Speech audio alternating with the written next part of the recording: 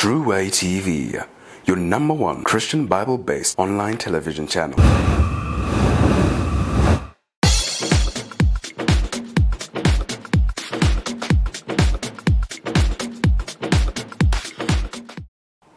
The practical values of Christianity.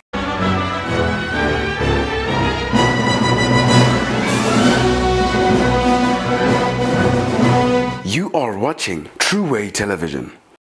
Hello and welcome to True Way TV, where we live by Christ. We are the number one Christian Bible-based online TV station.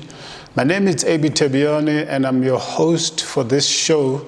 This show is where we discuss the practical value of our Christian faith. Does Christianity work? Does Christianity make our lives better than when we were in the world? What practical value do we have in being Christians today? Do we see a marked difference between those who are Christians and those who are, based on whatever criteria, based on whatever mark you would like to focus on? With me in the studio today, I have Pastor Mutuku from PowerPoint Church.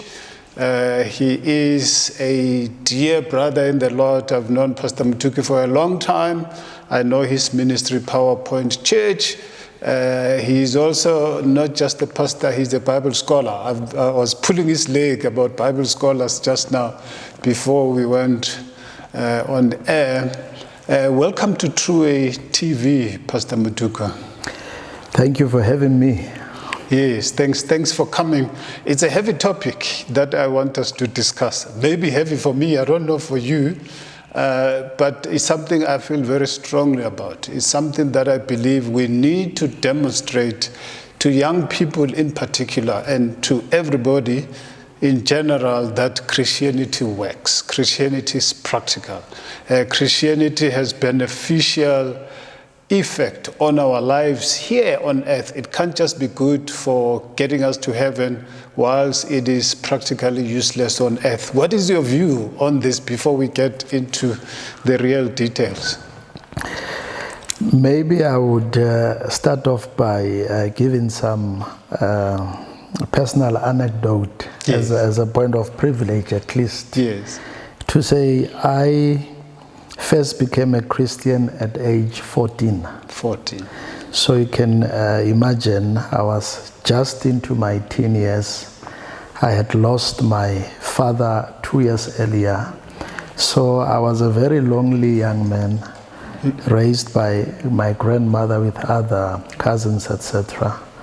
And at the point of meeting Christ, as presented by the Christian faith, in essence, it is the Christian faith that has reared me into adulthood. Today, I'm a husband, I'm a father, I'm a Bible scholar, at least if you say so yourself.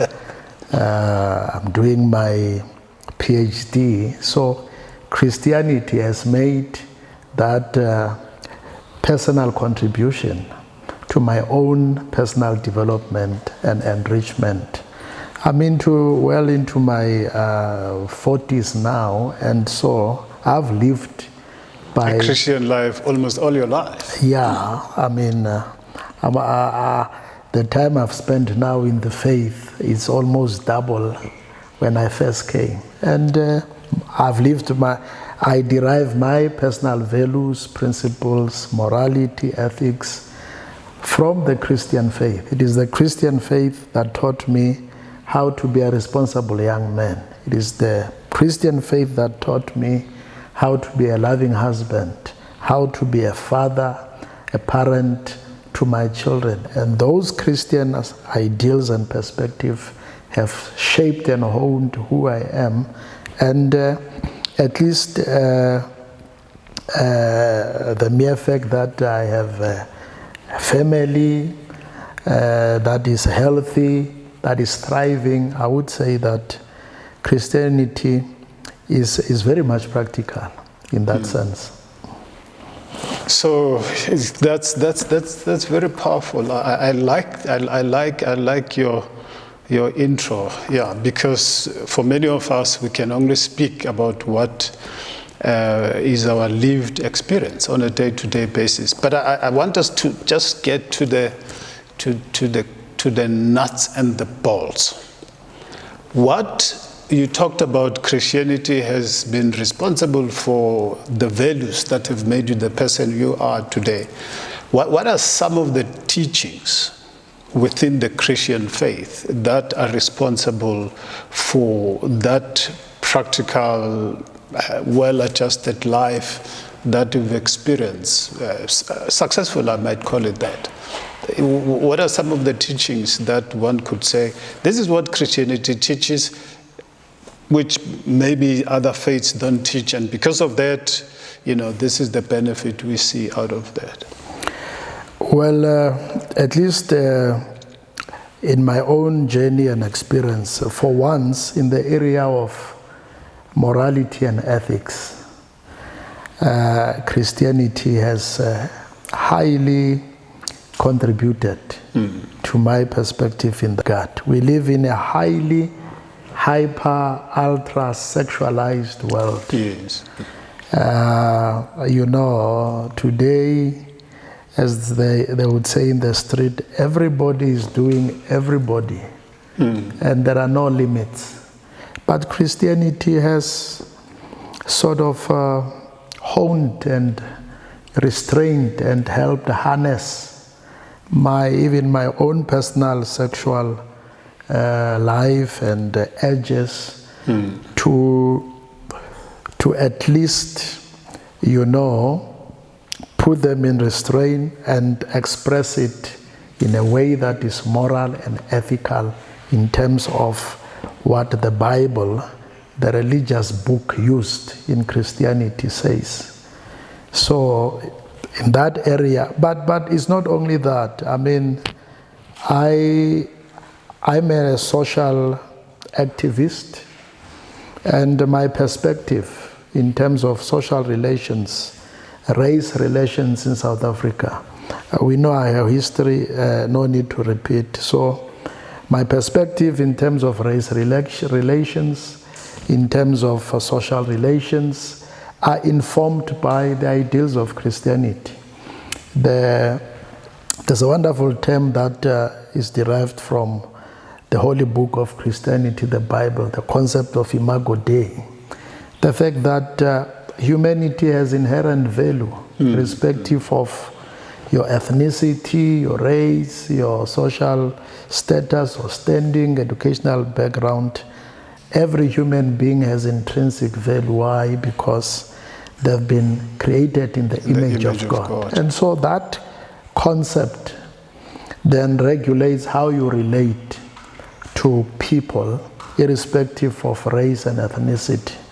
And that has shaped my definitions, my understanding, my perspectives, also in social relations. And Christianity was never meant to be a private religion, It is by nature public. That's why the Christian witness, it's a thrust that we try to live to and by, because it is by nature a more public faith that is being shared, and it influences all areas of society. Now, I mean, when we were planning for this, when I was inviting you, we talked briefly, and I said, one of the challenges I am learning about is that I'm told 60% of young people who grew up in Christian homes, who went to Sunday school, at some point professed to be Christians, when they reach young adulthood, they leave. And one of the reasons why they leave Christianity, they're saying they don't see any practical value in Christianity. Before we continue, let's go on a break, and then we'll continue after the break. True Way TV, your number one Christian Bible-based online television channel.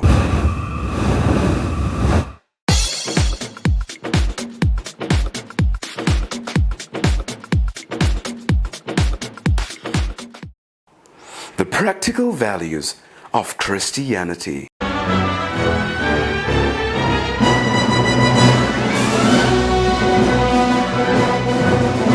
You are watching True Way Television.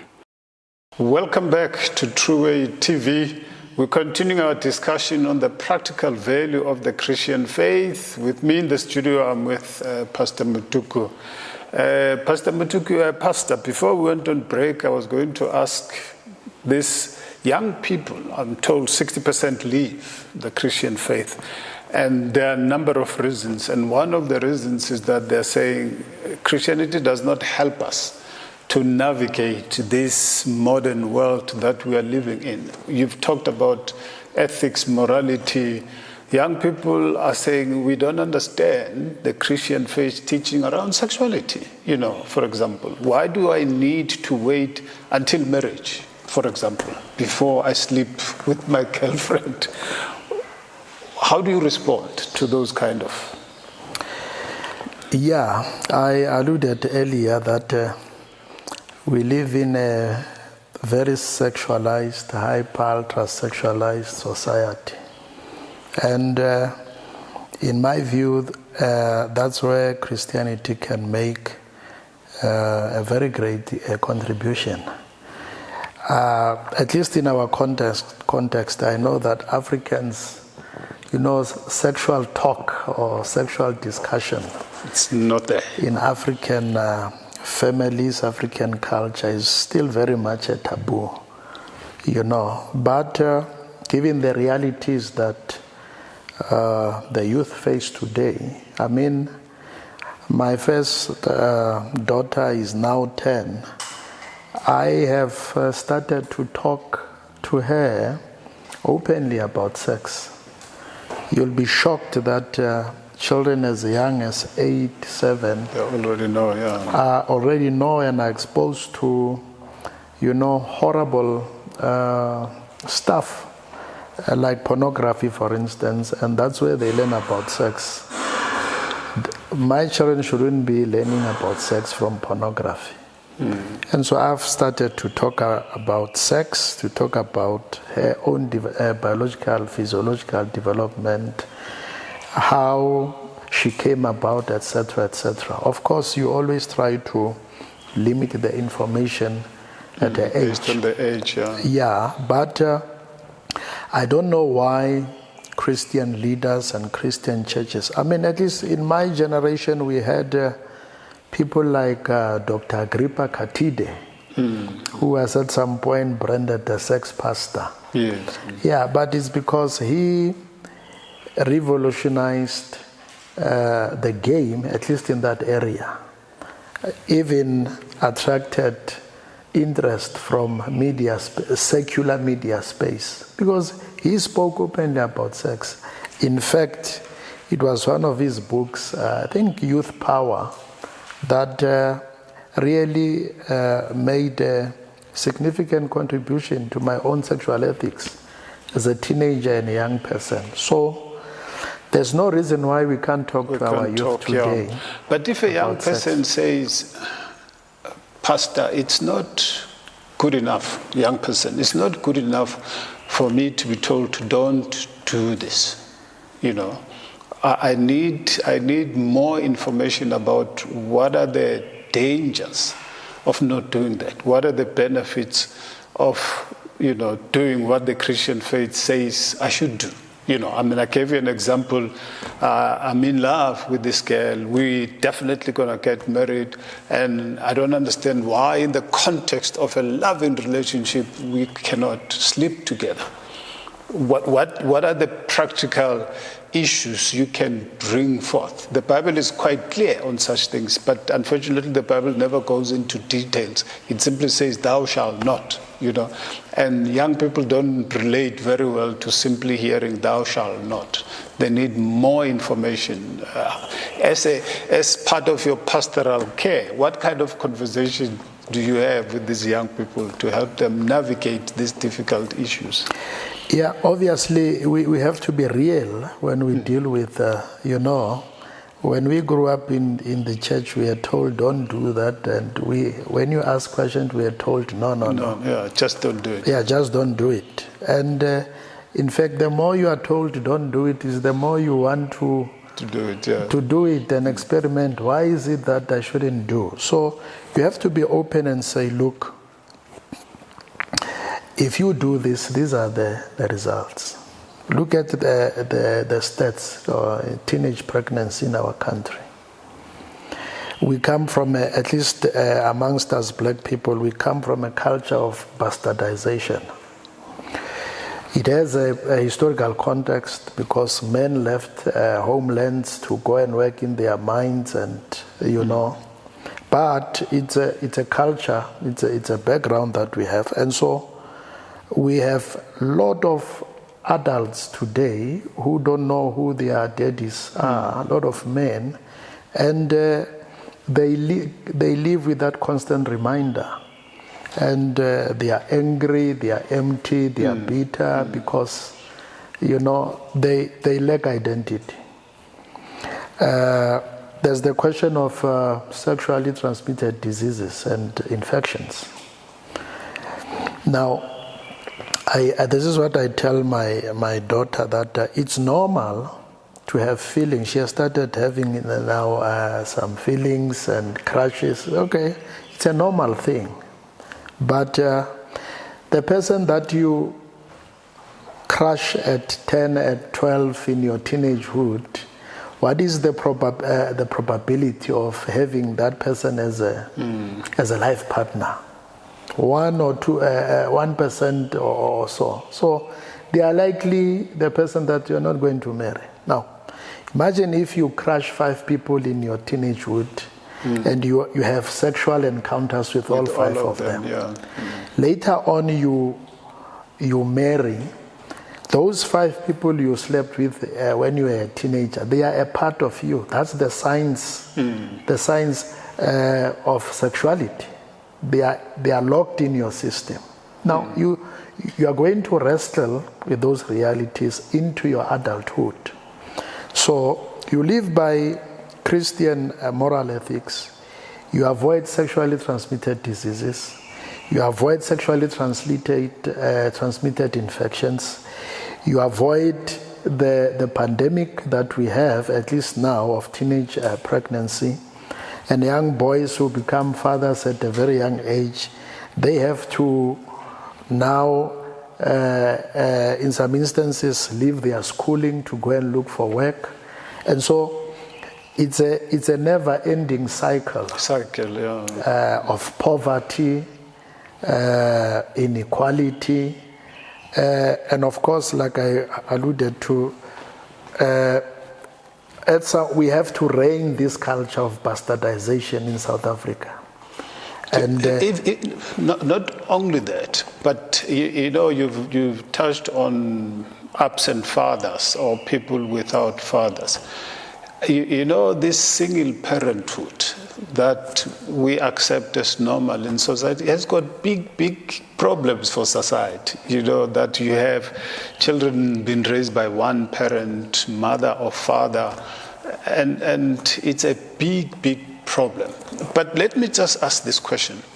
One of the stats I read recently is that if you compare black people to white-colored Indians, our rates of fatherlessness are much higher. Okay, maybe the root cause might be apartheid and migrant labor system, but surely we should expect that things should improve since 1994. But they don't seem to be improving. What is going on in the black community? And it's not only fatherlessness, but it's my belief that if you look at the societal structures in the black community, everything seems to be falling apart. Divorce rates are much higher than they were. Fatherlessness is increasing. Teenage pregnancies is increasing. young people dropping out of school seems to be, all those negative things seems to be much higher in the black community. What is going on? Are we less Christian than white Indians and coloreds? Not really, not really. We can't forever blame apartheid, but at least we have a point of reference. In my view, all these cultural elements, it's like the culture of violence in amongst our communities. It hasn't stopped post 1994. In some instances, it has become worse. So we haven't been taught. I mean, even as a Christian, a black Christian man, I can maybe count instances where, for instance, I'd been taught about male sexuality or how to satisfy my wife sexually. Those are things that I've self-taught, either from books or whatever. So the culture of teaching, openness, dealing with issues, because of our experiences and background, we are vulnerable in certain areas, socially, etc.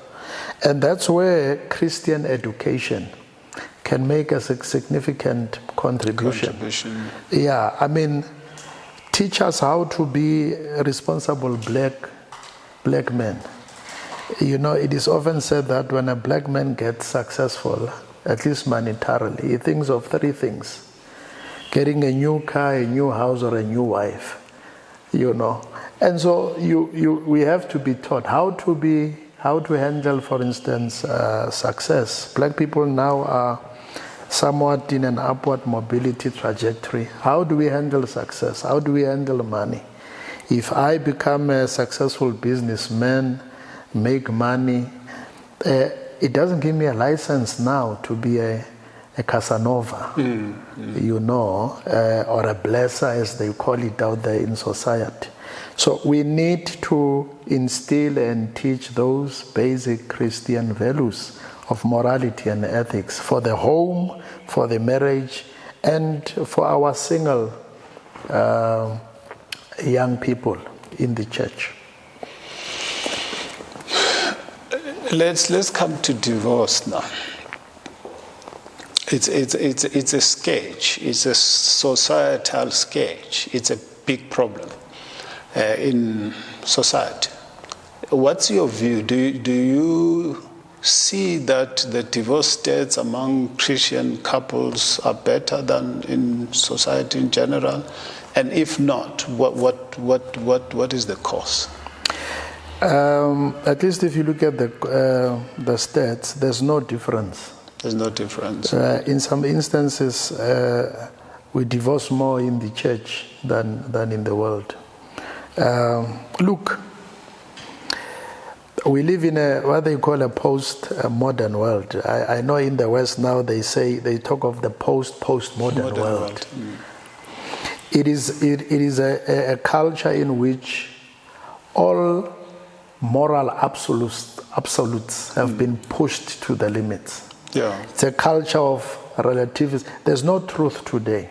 And so every pillar of society, at least traditional society as we knew it, whether you speak of the family as an institution, marriage as an institution, the church as an institution, and traditionally these institutions have had some form of authority in terms of how we should lead our lives. So they have lost their authority. And so marriage has not been spared. And again, that's where our perspective of our Christian faith can help and make a contribution. Because at least in terms of the Pauline perspective, where men should head or at least be leaders or head in terms of service, protecting, providing for families. Women should be helpers.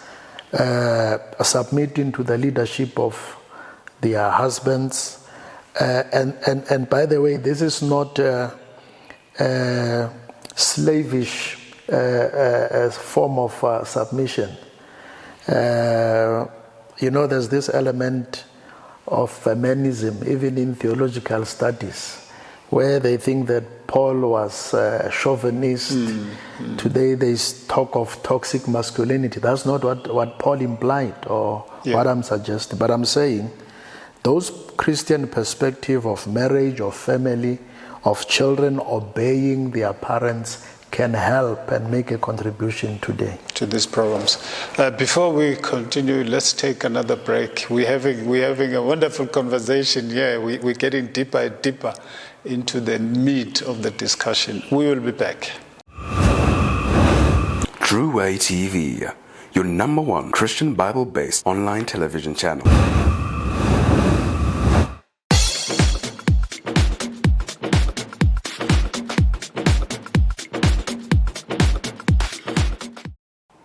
The practical values of Christianity.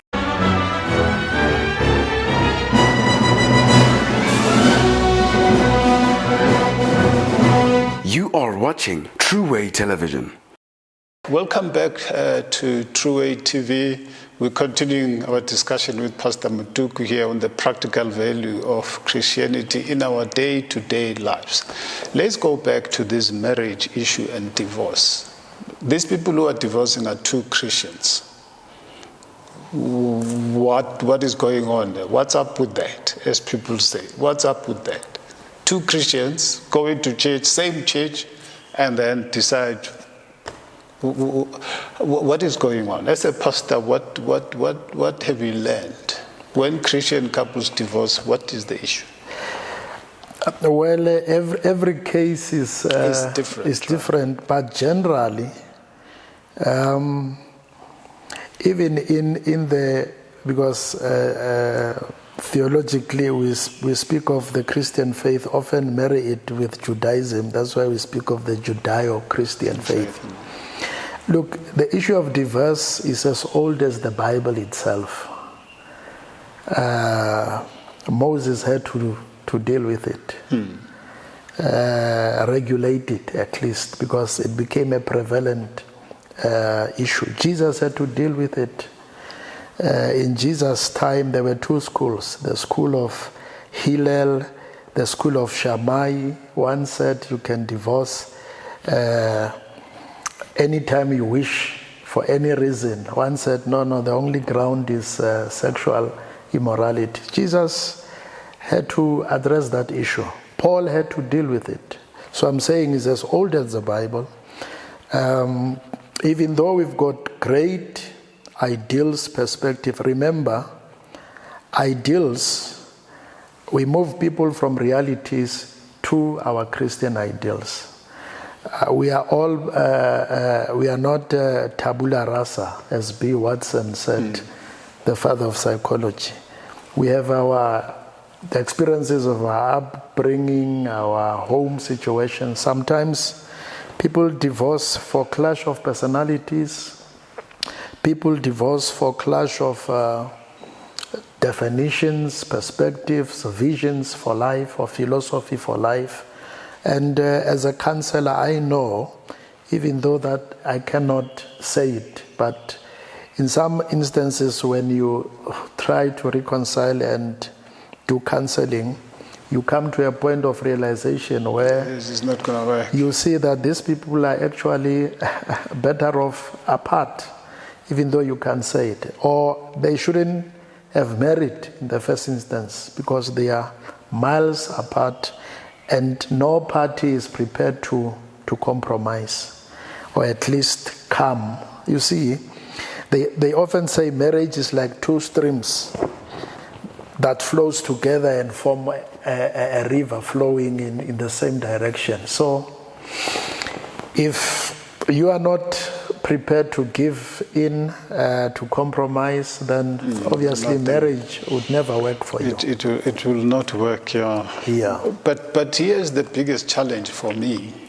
in those issues. And I think marriage possibly it's where this thing it has the greatest damage. Young people look at Christian couples and possibly some of their own parents who have divorced, and they're saying, what's going on with this Christian faith?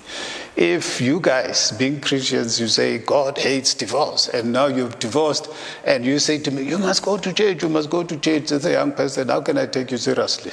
You know, what is it in the Christian faith that is lacking? And I'm thinking of discipleship here. I don't know. It is a question of discipleship? Is it a question of people just not being obedient? Is the question that we just don't fear God enough, you know, to be able to say, okay, I might not be happy with this guy, but for the sake that I fear God, I will not divorce. What's your take on that? Yeah, it's a mixture of both. In some instances, it's lack of teaching by the church. In some instances, it's the people involved in the institution of marriage themselves, where there is a lack of character development. And you can't say to a Christian woman who is married to a serial adulterer, this guy won't just stop, and is not prepared. You know, I sometimes counsel men who say, Mfundisi, hey, this has become a part of my being, but I want to stop. Can you help me? But sometimes you deal with people who just don't see any wrong, and they will tell them that it's part of who they are. So it's either this woman must accept that or she must go. Certainly you can't say to this Christian woman, she must stay in that relationship in the name of preserving the institution of marriage. So it's the issues are complex, but where people have striven to live, at least by the Pauline directive, that a Christian husband should love their wife as Christ has loved the church. Women must lovingly submit to, not to all men, to their own husbands. Where children must obey, where fathers, men must not provoke their children. Where families have striven to live by those ideals, we have seen healthy and sustainable Christian marriages and families. And that whole setup that you explain now, the ideal, the ideal Christian family structure according to Paul's teaching, husband loving wives, lovingly submitting, children obeying, that family structure, would you categorically say it's much better, much more successful than the alternative? Than something that is the opposite of that? Because that's what the young people need to hear, to say this ideal is much better than you doing your own thing, putting your own family structure in place. If you do it this way, you are likely to be much more successful as a family than the other way. I've seen no better, or at least met no better perspective than that. Yeah. Let's take, for example, now what is in the agenda of the world. This strong feministic push. And it is now, we see now a hyper version, an ultra version of feminism, where if you become a loving husband, or assume your role of leadership as a man, as a husband, you are deemed toxic. If women are assuming those roles now are called, media now promotes. What are they becoming? They are becoming single mothers, as you indicated earlier, lesbians in some instances. Not that I have an issue with lesbianism. It's a choice. If a person chooses because there's no lesbian gene or homosexual gene. It's a scientific fact. Yeah, it's a psychological fact. It's and they become empty. They've become vulnerable. They become, in many instances, victims to this so-called alternative living. So I'm saying I've seen no better perspective to preserve the marriage institution itself, to preserve the family institution, and to preserve society at large. If we have a society where there are healthy Christian families living by these perspectives, those families produce a healthy society. As we close, let me ask you a question at a societal level now. Have you, in your studies, looked at the impact of Christianity at societal level? Countries that have been known to be Christian countries being much more successful than countries that are not Christian countries? I have not listened or looked at the stats at that point, but I can take a rough survey from the scripture through history. Look at what the Christian perspective did to Roman Palestine in the Bible.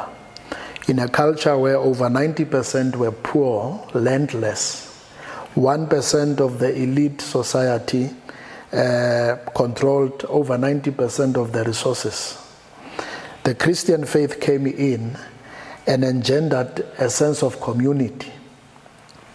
Koinoni, your fellowship in a true sense of the word, sharing of resources, to such a point that by the time you read in chapter 4 of Acts, Luke says no one of them was lacking. Look at what the Christian faith has done to the Greco-Roman world when Paul moved to the east and to the west. In a Greek culture full of sexual immorality, sexual perversion, the elite controlled resources, the perspectives that Paul put in there. For instance, in Galatia, where he says in the Christian faith there's no male nor female, dealing with gender, class issues. There's no slave nor free, dealing with economic classes. If you're a slave, you're a pauper. And so there's no male or female, no slave, no free, no Jew, no Gentile, dealing with race, ethical, racial issues. And Christianity brought harmony in those Greek societies. Christianity brought morality and ethics in those societies. For the first time, the Greeks could hone their sexual edges, informed by the Christian perspectives that Paul put across. Look at history, at least recent history in South Africa. Look at the history of liberation in South Africa. Who were the founding fathers of the liberation struggle? Those were Christian men. It is often said that the ruling party, the umbilical cord of the ANC, is behind the pulpit. That's why every time they are in trouble, they go back to church, because that's where they are founded. Till today, they have within their party a chaplain general office to inform morality in their politics. The Christian faith in South Africa, let alone that the West tainted it with their imperial ideological issues, whatever. But it is the Christian faith that started mission schools in South Africa. Your Mandela, Oliver Tambo, Govan Mbeki, you name them.